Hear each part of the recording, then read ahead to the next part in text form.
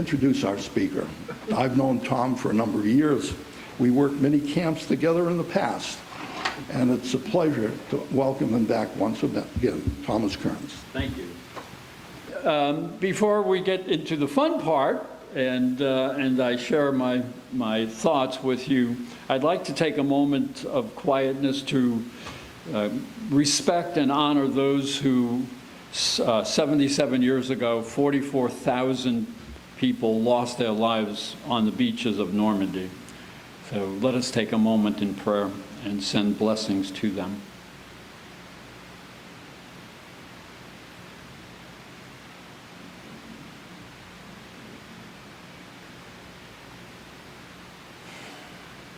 Thank you. Well, this is a wonderful time of year. It usually isn't this warm, but it was pretty nice when I left the house this morning. But about 20 minutes ago, I had to stop on the get some gas, and oh my God, it was hot. So I guess we can't complain too much about that because we get enough of the other stuff during the rest of the year. So I'd like to speak because this is June, and June is the month that we honor our fathers and Father's Day. So I'd like to speak today of the men who have had a great influence on my life and my understanding of life and helping me grow and in many ways, in spiritual ways, in emotional ways, and intellectual ways. And the first person, of course, I would like to mention is my father. And that was sort of a disaster. When I think about my father and the life that he had, now he fought in World War II, so I have to honor him for his service in that way, and I don't know what his experiences were there. But surely as I was growing up, he was not the best father that anybody would ever want. In fact, most of his time when he was at home was spent drunk on the floor listening to music. And if he got angry, he could, with one of his hands, just knock you across the room. So it wasn't a very fun experience growing up with that type of a influence.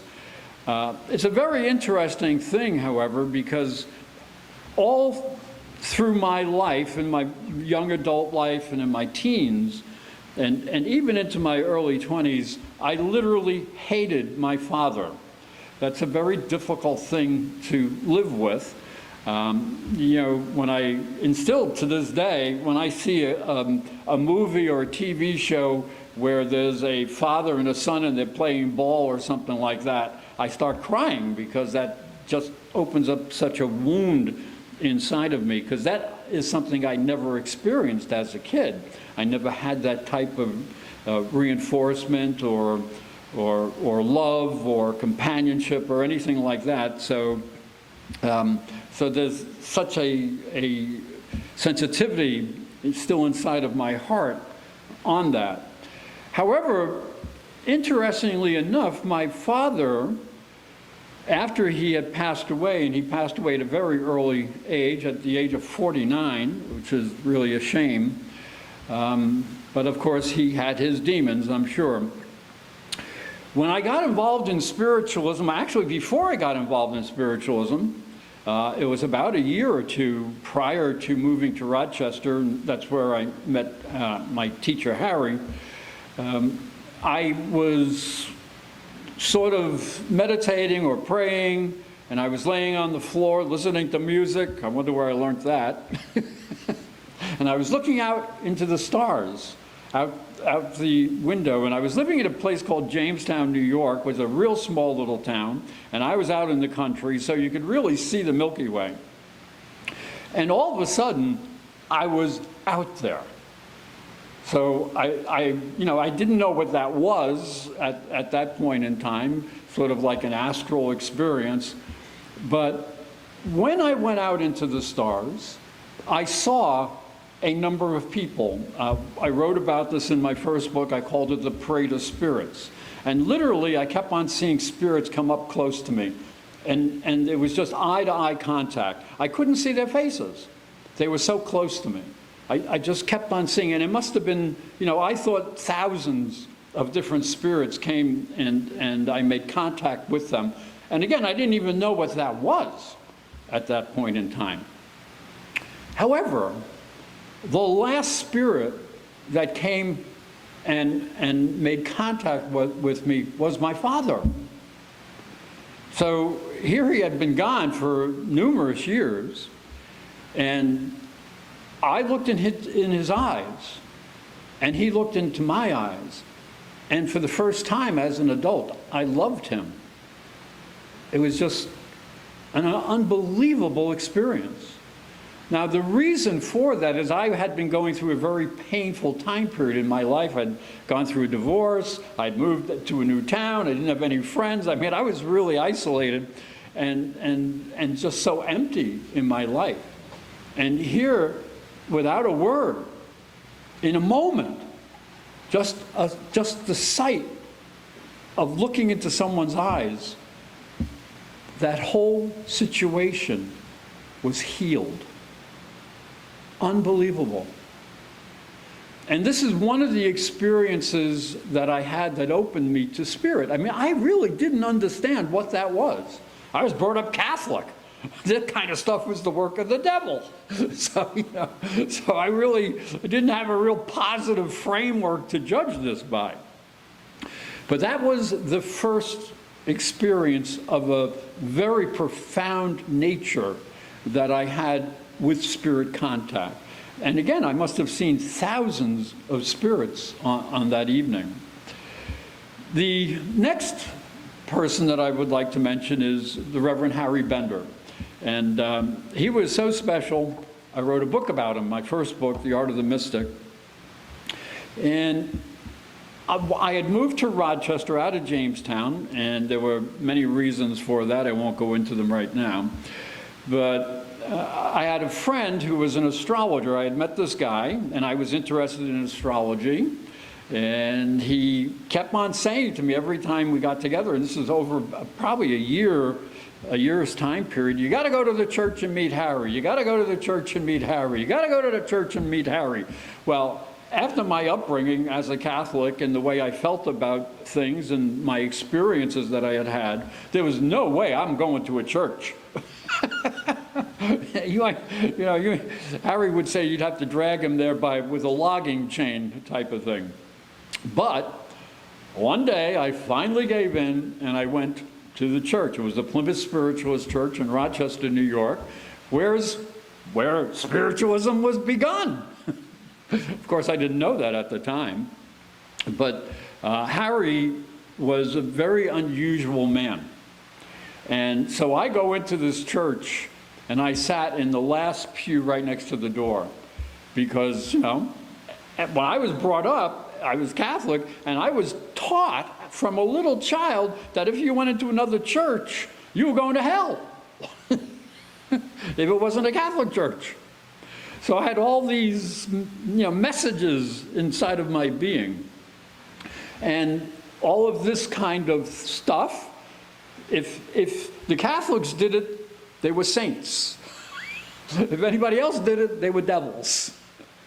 So I went into this church with that type of a background, and I'm sitting in the last pew right next to the door, and this little guy gets up, and Harry had scoliosis, so he was about 4'11".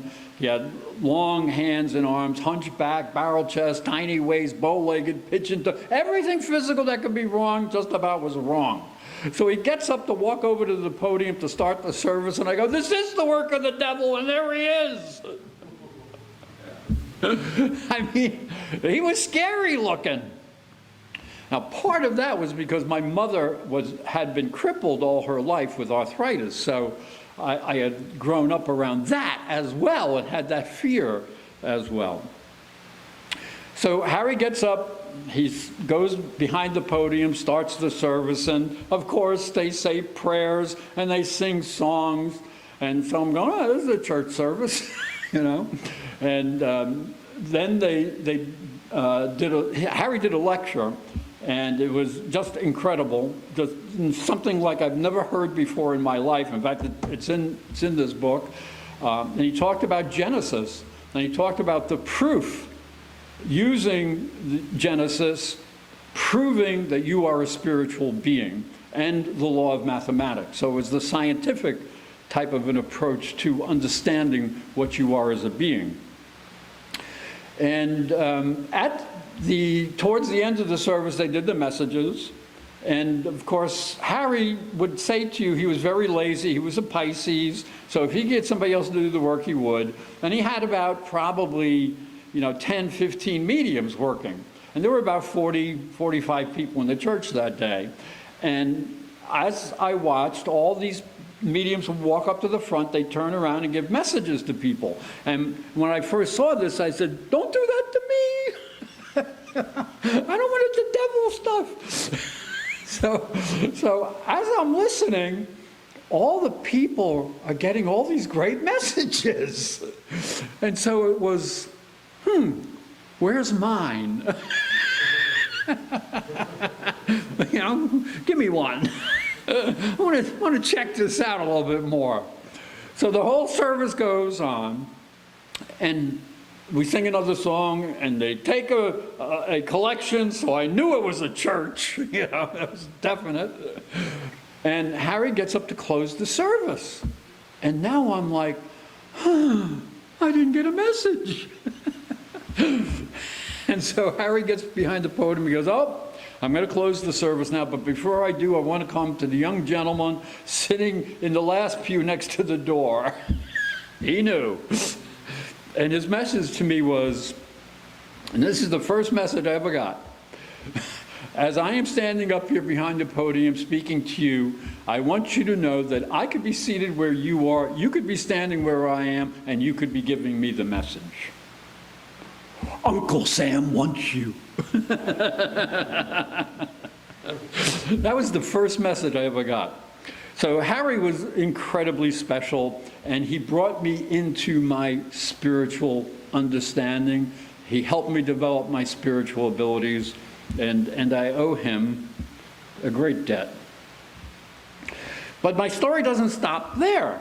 So because I got involved in the church and I was talking, lecturing and things like that, and Harry was trying to develop because we had a whole bunch of kids.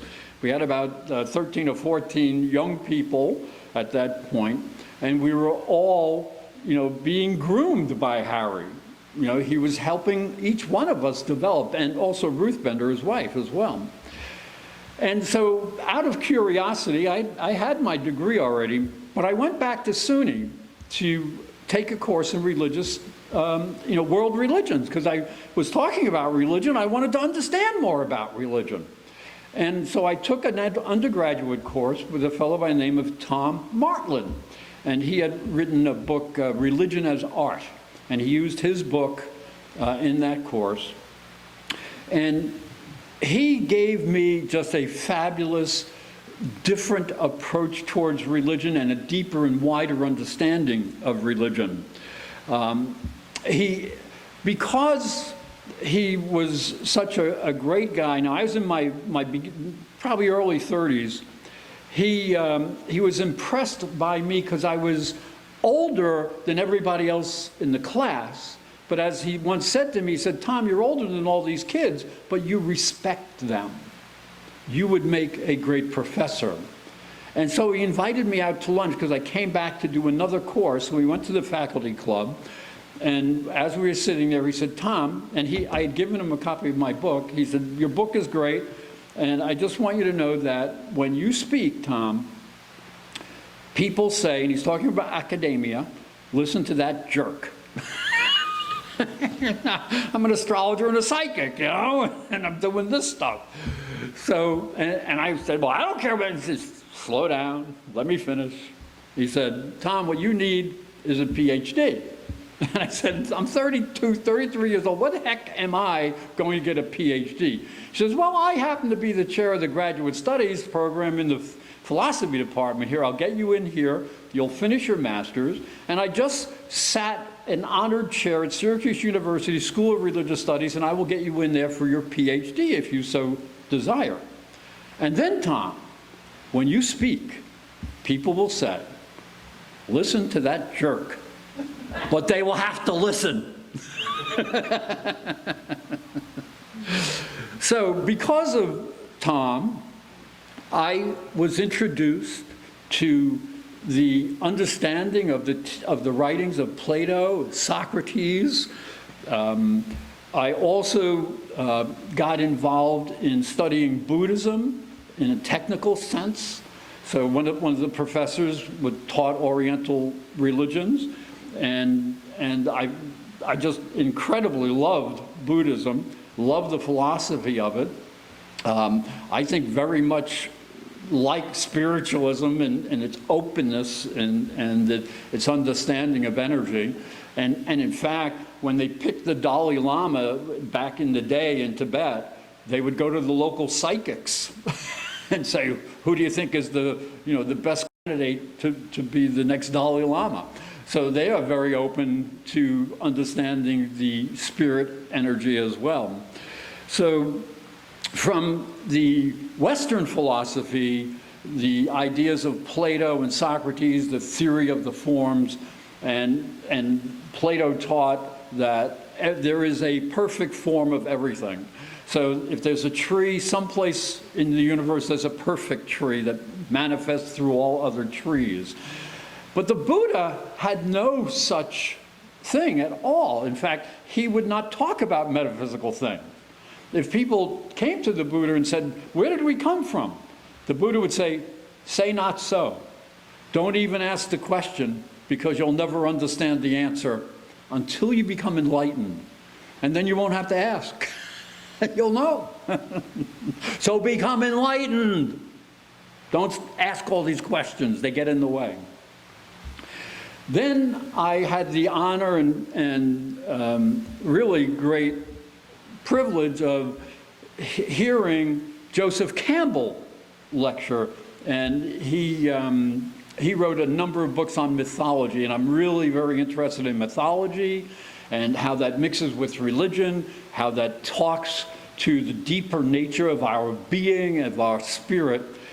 So that gave me that other little piece of the pie that I had been very interested in. And so all of these things, all these different experiences are being mixed together and helping me in my understanding and broadening the things that I guess I've come to now in my life. It's taken a long time. I must be a very slow learner. It's really hard sometimes.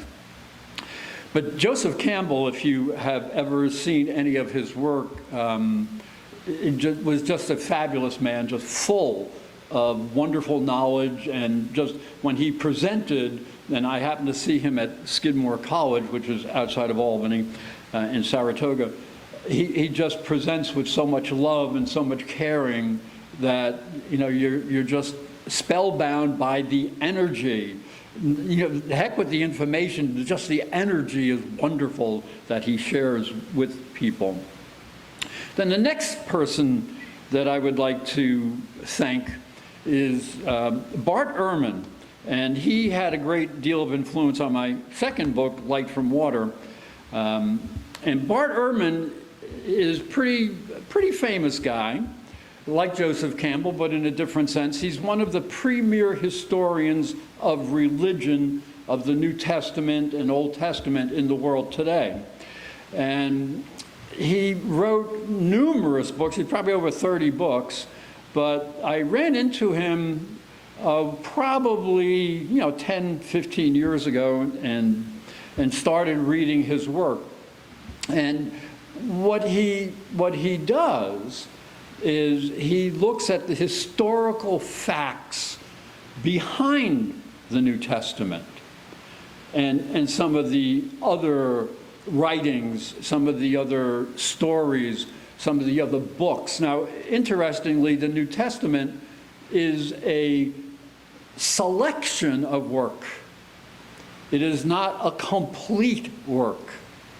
So what happened is there were a lot of different people writing or beginning to write at the time after the death of Jesus, and some of the books were accepted and some of the other books were not.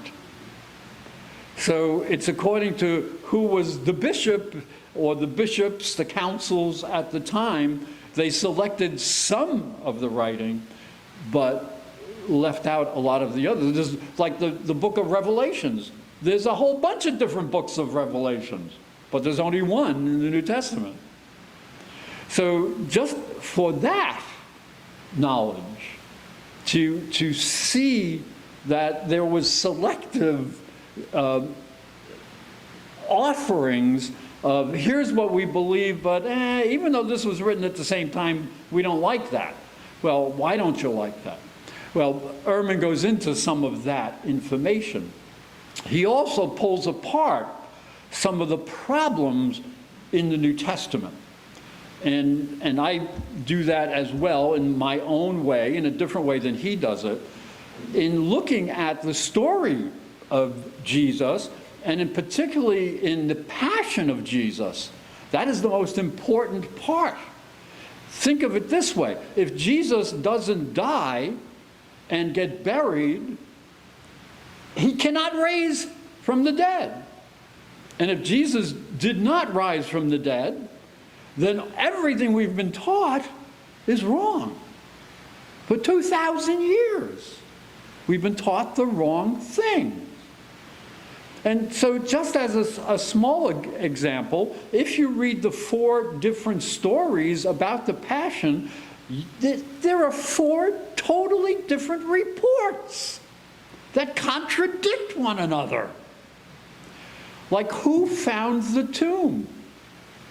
Each of the New Testament writers give us a different view as to who found the tomb. Just as, for instance, in John, the last of the Gospels, it was Mary Magdalene. And in the first, Mark, it's Mary and a few other people all go and find the empty tomb. So which one is it? Is it just the one person? Or was it the 5 people or 6 people? It can't be both. And then you have to understand that these books were not written at that time. They were written way after the death of Jesus. The first 35 to 40 years after his death. And John probably in the 90s or early of the next century. So that's about 70 years from after the death of Jesus. And nobody knows who Matthew, Mark, Luke, and John were. They were made-up names. And in fact, at the very end of John, the Gospel of John, it says that. I am writing this because John told me it. So the Gospel is saying it's not even John talking. It's somebody else talking. And this work, these books, have influenced people for over 2,000 years, and not always in a nice way. So it's very important that we understand the value of spiritualism, because that opens that up. It said we're not just going to accept all this stuff. We're going to look at it closely. And this process has been happening, this historical search for Jesus has been happening for about 200 years. Albert Schweitzer was one of the people that was involved in it. There were a lot of very important people that have questioned this information. So this brings us a new freedom. And in fact, because I felt that way when I learned all these things and studied all these things, the title was Light from Water, but then I realized what I was seeing, what I was feeling is Jesus has been used for 2,000 years. It's a very interesting concept, but there are something like 15,000 McDonald's. There are 10,000 Burger Kings. I think there's 40,000 sandwich shops, the Subways. But in this country alone, there are 60,000 plus Christian churches. What a fabulous way of making a living, and you don't have to pay taxes. It's a franchise. It's been a franchise for 2,000 years. I'm not saying there isn't some truth, and I'm not saying that Christianity doesn't do good, but it doesn't do as much good, and it doesn't look anything like the life of Jesus. Look at the life of Jesus, look at Christianity. Two different things.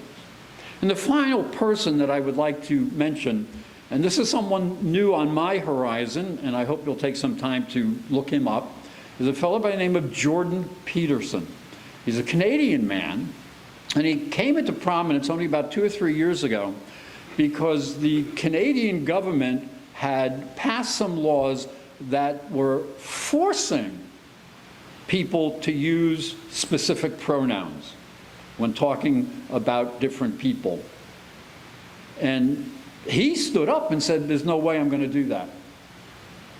There has never been any place in English common law where anyone has been forced to use language. And he became very famous because of that, and he struggled a lot. He is a therapist, a psychiatrist, and he gives you, if you have an interest, of how did all of this come about? How did the structure of our society, how did the structure of our religions, how did all these things come about? And he brings it down to a biological level. And one of the funniest things that he talks about is how lobsters are very much like humans in their hierarchy, in the way that they create a hierarchy in their world. And literally from science, we know that we broke away from lobsters over 300,000 years ago. But we still have embedded in our being some of the same nature, some of the same type of DNA that makes us do or allows us to do things in specific ways. And so when everybody is in our crazy world right now saying that all the way we live is just cultural norms, he proves they are not. He proves they are natural laws. And that's really good for spiritualism because we believe in natural laws. So I have gone on way too long. I'm sorry, John. But there's just so much. And there's so much in spiritualism and so much out around in the world for you to gain. I hope that you will perhaps look up some of these people and listen to some of the stuff on YouTube. YouTube is fabulous. This is going on YouTube. So you see, this is the new world, but it's a world that has a lot of chaos right now at this moment, but that will settle down. Just like the COVID is subsiding, some of the other energies will also subside, and yes, things will be a little bit back to normal. We have made big changes, though, and some of those changes will maybe stay around, and some of them will be good, and some of them will not be good. And that's people. So with that, I ask for your blessings. Amen.